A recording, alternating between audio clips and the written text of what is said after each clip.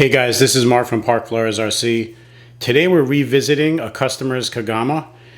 Chris originally bought this from us and he loved the car, took it out, ran it on the stock wheels, which are these. These are a lot bigger than the wheels that we're going to recommend. So these balloon a little bit too much and they're really too big in size. It makes the car clumsy. They're not balanced as we showed in the last video, and we're not a fan of the stock tires. We originally recommended Badlands, and they are better than the stock tires. But after a lot of testing, the backflip 4S's are our pick. They're a little bit wider than the Badlands, and they're a little bit stiffer, slightly stiffer. And we think they're a better fit. They're also, you can get 2 pairs of them for the same price as 1 pair of the Badlands. It's $60 for 2 pairs, or $60 or $70, I think, for 2 pairs, and it's really a good deal. Now, here's the thing. Now, ideally, you want really belted tires for this car. I did a lot of research. I looked at all the belted tires that are available online. There's nothing that is the correct size, because what happens is if you go with a belted tire in a car like this, on an oversized wheel that's going to be like that size, you end up creating a lot of rotational weight, and you end up really hurting your differentials, and the car overheats when it drives. The speed control and the motor really get hot. There's nothing you can do about it. A lot of the belted tires that are oversized are basically about 14 to 16 ounces. They're about 1 pound. You're running 4 pounds of rotational weight on your corners. Now, the differentials in this car and the Crane 6S cannot handle that. I will tell you that the Sledge from Traxxas, the differential gear, the ring and pinions are much bigger.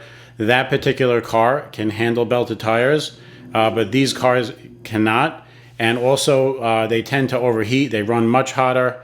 And like I said, you're going to cause failures on your differentials, and it's not worth it. So I am working on making custom tires for this car. They're going to be belted. They're going to be about this size, and they're going to be perfect. So stay tuned in future videos. We're going to show a really nice belted tire for this car, and it's going to be this size. But for now, this is going to be the wheel of choice. The car runs fantastic on them. The other thing we did for the customer is we put the wheelie bar on the back of the car. Now the wheelie bar is made by Kaggy, and it does need a little bit of modification to go nicely on this car. You have to modify the lower bracket with a Dremel, but overall it's a very, very good design. It's probably one of the best I've seen. It's a mono wheel. It goes right on the back, and we really like it a lot. Cool thing is you got dual ball bearings, so it's really nice. It spins freely. Anodized aluminum end caps, and you have a really wide wheel, and it really keeps the car planted without putting too many wheels on the back like other designs. The torsional rigidity is off the charts on this. It's really beefy and bulky. You kind of have to see it in person to appreciate it, but we sell it. It's $44.99. It's available on the website, and you can check it out under the KAGAMA parts. Just check it out and call us up, let us know if you want it. The other thing that we did for the car, since you're running smaller wheels, you definitely want to increase your pinion size. We went from 13 stock to 15. We used the Techno pinion. It has a 2.5 millimeter grub screw, which we find a lot better. And the steel cut on this gear is very precise, and it's probably the best in the business. Techno 15 tooth pinion on this setup. So your car is not going to lose any top end speed, and it's going to really drive very well. The other thing that we wanted to do, because the customer was telling us it's too aggressive, the car, and it's just very wheelie centric. He's not happy with it. We took the Hobby Wing programmer, and we basically went from punch level 3 to all the way down to 1. So now what happens, now the car will still pull a wheelie, but it doesn't do it off the line. You give full throttle. This thing runs about 10 feet. It shoots off the line, and after about 10 feet, it does a progressive wheelie in a gradual fashion. And it's really, really nice. Now, the other thing we did was we opened up the center diff because we felt just from playing around with the wheels, we can tell what's going on with the differentials. Front and rear are okay. The center seemed like it didn't have enough fluid in it. So what did we do? We opened it up, and sure enough, there was not enough fluid in there. So Kaggy puts 100K in the center. And like I said, it wasn't filled all the way. We put 125 just to make it a dot stiffer. And we actually filled up the diff. When we did that, you're going to get less ballooning in the front tires, and the car is going to drive a lot better. So we definitely recommend, if you get a Kagama, you know, just if you want to come into the shop, I can tell you if your diff fluids are proper. On this car, it was not. So this car right now is driving, I would say, twice as good as a stock Kagama. We think the customer is going to be really happy. The last thing to do on this car is going to be to replace the steering servo. It's a little on the weaker side, and it doesn't center that great. So hopefully Chris will update this with a nice servo soon. We really hope he does. But other than that, this is a fantastic car. The chassis and all the components on it are designed really nice. It's got that European vibe to it, really overpowered, very peppy, and it seems to be a very popular car at the moment. I can't tell you how much better this looks and runs on the Backflips 4S tires.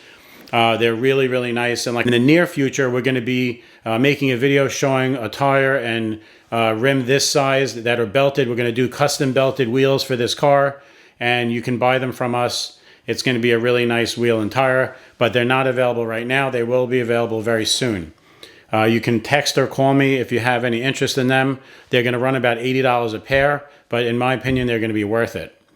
Now, I just want to mention, I just thought about another thing. One of the other benefits to the rear wheelie bar is that it does protect the rear wing. There's a lot of reports of people breaking the wing on jumps. This is strong and sturdy enough to block any hits from the wing, so we do recommend getting this. This is going to definitely protect your wing. So that's another benefit of that wheelie bar.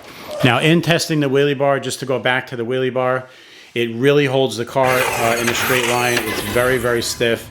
And like I said, it's something that you should definitely grab. It's kind of a little tricky to install. I don't know if it was made for the Kagama. It might have been made for their other cars because, like I said, the bottom bracket needed to be modified. I did it with a Dremel. It took me about 45 minutes to build and install it. Not a big deal, but I'm sure the next one will go by a little smoother. All right, so the last thing that we're going to do to this car to tame it down is suggest a 5S battery. Now, Power Hobby makes a 6,000 milliamp 120C. It's about 120 bucks, and it'll just take the edge off the car. It'll let it run cooler. It's going to take that little final edge off the car, so it's not going to be so extreme. And I'm pretty sure my customer is going to be happy with it, and it's what I'm going to suggest. That he tops off all the things that we did just to complement everything that we did to kind of tame down the car. So 5S battery, 120C, 6,000 milliamp. It's going to run cooler. It's going to run longer. And you just, it might just be the sweet spot for this car. I think it is. I'm going to put a 5S on my car. Anyway, guys, thank you so much for joining us on this video. We love making these videos for everybody, and we appreciate the really good responses that we're getting. Please subscribe to the channel, share it with people that you know, and please give me comments below. We like to answer most of the comments. We try to get to them, even though we're very busy. Again, signing off, it's Mark from parkflyers.com. Take care, have a great day, and we'll see you on the next review.